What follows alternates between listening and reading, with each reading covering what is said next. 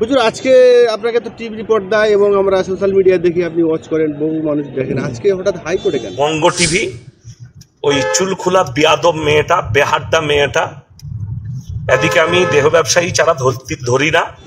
হাইকোর্টে বলতে আপনারা শুনেছেন, এর আগে আমি একটা বক্তব্য দিয়েছিলাম একজন বঙ্গ টিভির কোনো এক চ্যানেলওয়ালার জন্যে। আর বঙ্গ টিভি ঠোঁট পালিশ লাগিয়ে মাথার চুল খুলে ওই মেয়েটা আর ইন্টারভিউ। তো আমি শরীয়ত বলেছিলাম। এক্স্যাক্টলি কি বলেছিলেন? আমি বলেছিলাম যে একটা মুসলিম মেয়ে, তার শরীয়তে পোশাক একটা এরকম হওয়া দরকার। তো সেখানে আমার ল্যাঙ্গুয়েজ মিস্টেক হয়েছে, মানুষ মাত্রে মিস্টেক হতে পারে।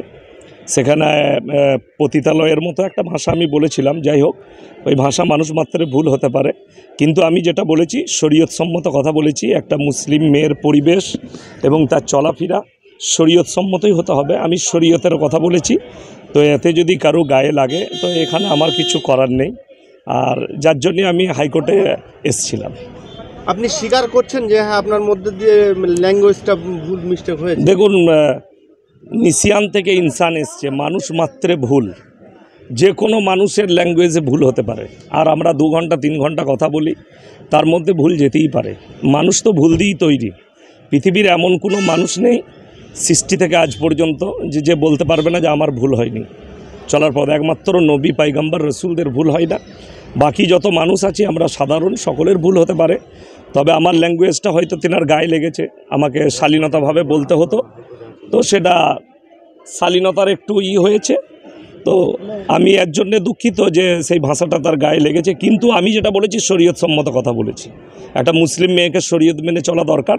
তাতে সে হাইকোর্টে, আমি তো হাইকোর্টে দেখলাম অনেক মুসলিম উকিল আছে, অ্যাডভোকেট আছে, যাদের মাথায় হিজাব আছে, যারা শরীয়ত সম্মতভাবেই কেস লড়ছে। আলহামদুলিল্লাহ, দেখে আমি খুব খুশি হলাম। কিন্তু আপনি তো এটা জানেন নিশ্চয়ই যে ভারতবর্ষের যে সংবিধান বা কনস্টিটিউশন রয়েছে সেখানে কিন্তু শরিয়াতের অতটা প্রাধান্য দেওয়া হয় না। দেখুন, ভারতের সংবিধান আমরাও মানি, কিন্তু ভারত এমন একটা দেশ, এখানে সেকুলার দেশ বলা হয়েছে। ভারতের সংবিধানে লেখা আছে সেকুলার, প্রত্যেকটা মানুষ তার ধর্ম নির্দ্বিধায় পালন করতে পারবে। তাহলে আমার কাছে যখন ধর্ম পালন করা, নামাজ পড়া, আমার কাছে পর্দা করা, আমার কাছে কোনো কিছুর যখন বাধা নাই, দাড়ি রাখার বাধা নেই, তাহলে একটা মুসলিম কেন মানতে পারবে না? সব ধর্মের মানুষ নিজের ধর্ম পালন করতে পারছে, আর আমি একটা মুসলিম হয়ে আমি আমার ধর্ম পালন করতে পারবো না? এটা তো দুঃখজনক ব্যাপার। আপনি শরিয়াতের কথা বলেছেন একজন মুসলিম বোনকে, একদম মাকে, তাকে শরিয়াতের কথা বলে মা বা মেয়ে বা মহিলা, তিনি সংযুক্ত না হয়ে আপনাকে হাইকোর্টে টেনে আনলেন, কি বলবেন এই প্রসঙ্গে? দেখুন, আল্লাহ আর বিচার করবে। আমি আল্লাহর উপরে ভরসা রাখি, একদম বেশাক। আমি পৃথিবীর কোনো মানুষের উপরে ভরসা রাখি না। তো আমি জানি আল্লাহর উপরে ভরসা আছে। আল্লাহর থেকে বড় শক্তিবান পৃথিবীতে কেউ নাই। আর সে এনেছে, আল্লাহ তার মঙ্গল করুক। আমি দোয়া করব, আর দোয়া করব আল্লাহ যেন তাকে শরীয়তের ওপরে নিয়ে আসে। আপনার বিরুদ্ধে মামলা করার আগে আপনাকে কোনো নোটিশ কিংবা কোনো কিছুই নাই। এমনকি ঠিকানাও ভুল, কি বুঝলেন? তো এরা, আমি জানি আল্লাহর উপরে ভরসা আছে, সব আল্লাহ ঠিক করে দেবে। তো আজকে হাইকোর্টে এসছেন আপনি, আজকে যে উদ্দেশ্যে এসছেন সেই উদ্দেশ্যটা একটু আমাদেরকে। উদ্দেশ্যটা দেখুন, আমি এসছি, আমার অনেকগুলো কাজ। কলকাতায় এক মাদ্রাসার, এই রমজান মাসে মাদ্রাসার বিশেষ কালেকশন, তো কালেকশনে তারপরে হাইকোর্টে আমার একজন হাজি সাহেব বন্ধু আছেন, অ্যাডভোকেট, আমি ওনার সঙ্গে খাস দেখা করতে এলাম।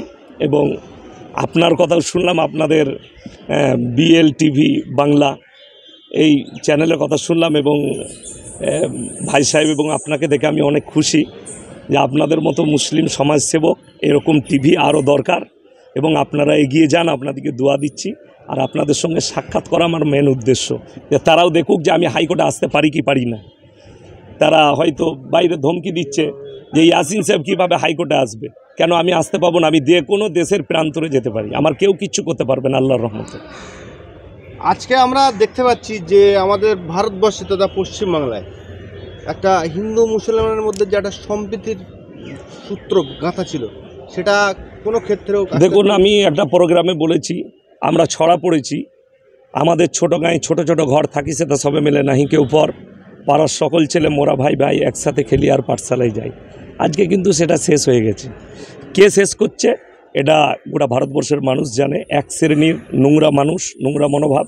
আমার একটা বক্তব্য আছে, ওয়ালা তাসুব্বুল্লাযীনা ইয়াদউনা মিন দুনিল্লাহ ফায়াসুব্বুল্লাহ আদওয়াম বিগাইরি ইলম। এটা আল্লাহর হুকুম প্রত্যেকটা মুসলিমের জন্যে। তোমরা কারোর দেবদেবীকে গালি দিও না, কারোর ধর্মকে গালি দিও না। আমার 1 লাখের বেশি জলসা ছুটছে, আপনি একটা বার করতে পারবেন না যে কারোর ধর্মকে একটা স্কিপ নাই, কারোর ধর্মকে গালি দিয়েছি। আর ইনশাল্লাহ গালি দেবো না। কেন? আল্লাহ নিজে শিখিয়েছেন তোমরা অপরের ধর্মকে গালি দিলে সে তোমার আল্লাহকে গালি দিবে। তাইলে অপরের ধর্মকে সম্মান করা এটা প্রত্যেকটা মানুষের কর্তব্য। আর সবথেকে বড় জিনিস, কেউ যদি কোনো মানুষের উপকার করতে পারে সে গোটা মানব সমাজের উপকার করলো। কোনো মানুষকে যদি কেউ অন্যায়ভাবে হত্যা করলো সে গোটা মানব সমাজকে হত্যা করলো। এটা কোরআনের ভাষা। আমি কারোর নাম বলবো না, অনেকেই মুসলিম যারা আমাদের এই মুসলিম সম্প্রদায়ের মানুষ, এই শরিয়াতের কথা তারা মানতে চায় না। দেখুন, কোরআন এবং নবীজির আদর্শ কেউ যদি না মানে তাকে জোর করা যাবে না। তবে এতটুকু বলতে পারি, কেউ যদি বলে আমি নবীর আদর্শ মানি না, শরীয়ত মানি না, 100% সে মুসলিম নয়। এই যে আজকে যার জন্য হাইকোর্টে আসতে হলেন, আপনি একটা জলসাতে একজন ইউটিউবারের চ্যানেলের মহিলা অ্যাঙ্কারকে কিছু কথা বলতে গিয়ে আপনার স্লিপ অফ টার্ন হয়েছে। স্লিপ অফ টার্ন হয়েছে। ভবিষ্যতে এটাকে সংযত করার চেষ্টা হ্যাঁ, করবেন? অবশ্যই সংযত হবে। এবং আমি যদি মনে করে যে ইয়াসিন সাহেবের জুবান বন্ধ হয়ে যাবে, কিন্তু বন্ধ হবে না। আমি শালীন ভাষায় বলবো এবং তাদেরকে দাওয়াত দিয়েই যাব আমার মৃত্যুকাল পর্যন্ত। যে ইউটিউবার সাংবাদিক অ্যাঙ্কার তিনি আপনাকে হাইকোর্টে টেনে এনেছেন, তাকে আশীর্বাদ করবেন না অভিশাপ? তাকে দোয়া দেবো। অভিশাপের তো কোনো জায়গায় নাই। নবীজি সাল্লাল্লাহু আলাইহি সাল্লাম বেঈমান কাফের দিকেও দোয়া দিয়েছেন, তাদের জন্য দোয়া করেছেন। তো আমি দোয়া করবো আল্লাহ তাকে হিদায়াত প্রাপ্ত করুক। একটা কথা আপনাকে বলবো, যারা আমরা এই স্বাধীনভাবে কাজ করি, আমাদের কাজ করতে বহু সমস্যা হয়, তার মধ্যে থেকে আমরা করে যাই। দেখুন, এটারই নাম হচ্ছে জিহাদ। আপনি এই সমস্যার মধ্যে যে কাজ করে যাচ্ছেন, আমি আপনাদের কাছে হাজির হতে পেরেছি।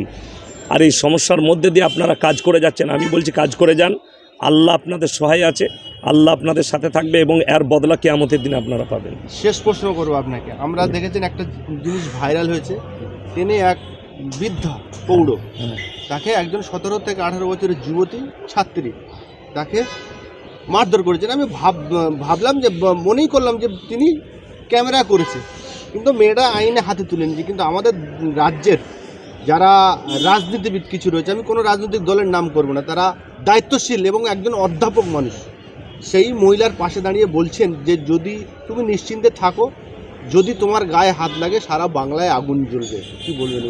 এটা তো শিক্ষিত মানুষের ভাষা হতে পারে না। আর শিক্ষিত সেই যার দ্বারা সমাজ উপকৃত হবে। কিন্তু যদি কেউ আগুন জ্বালাতে চায় তো সে, আপনাকে বলে দিই, আপনি যদি কোনো জায়গায় আগুন জ্বালান সেই জায়গাটা একা পুড়বে না, আপনিও শুধু পুড়বেন। সেটা দেখেছে গোটা পৃথিবীর লোক। ক্যালিফোর্নিয়ায় আগুন ধরেছে, একটা শুধু জঙ্গলে আগুন ধরেনি, গোটা শহরতলিকে নিয়ে নিয়েছে এবং কয়েক লক্ষ কোটি টাকার প্রপার্টি শেষ হয়েছে। তো কেউ যদি মনে করে আগুন জ্বালাবো, সে নিজের আগুনে নিজেও জ্বলবে। তিনি কিন্তু একজন অধ্যাপক। আমি জানি, তিনি অধ্যাপক হলে কি হবে? আদর্শ হচ্ছে সবথেকে বড় জিনিস। এখন স্কুল কলেজ বেড়েছে না বাড়েনি? স্কুল কলেজ বেড়েছে, মাদ্রাসা বেড়েছে, কিন্তু আদর্শ নাই। আদর্শ শেষ হয়ে গেছে।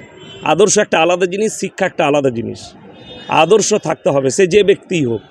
আর যে মেয়েটা চড় মেরেছে 100% তার বাপের বয়সী লোক, সে ক্যামেরা করেছে কিনা জানি না, তবে সে নিজের আইনকে হাতে তুলে নিয়েছে। পরবর্তীতে তার ইনস্টাগ্রাম এবং তার ফেসবুক, টুইটারে দেখলাম তার অনেক আর কি ভিডিও ভাইরাল আছে, যেগুলো ভাষায় আমি প্রয়োগ করতে পারবো না। সেগুলো দেখেই বোঝা যাবে তার চরিত্র কেমন হতে পারে। তার মেয়েটার বাবাও মেয়েটাকে বলছে যে মারিস না, তার সত্ত্বেও বাচ্চা তার। তাইলে যে নিজের বাবাকে মানে না, সে কীরকম হতে পারে, কীরকম শিক্ষিত হতে পারে? আপনারা অনুভব করুন, দেশের মানুষ দেখুক। হ্যাঁ, আপনারা। আমি মওলানা কারি ইয়াসিন, বর্ধমান, পুরসা জামিয়া আরবিয়া দারুল উলুম।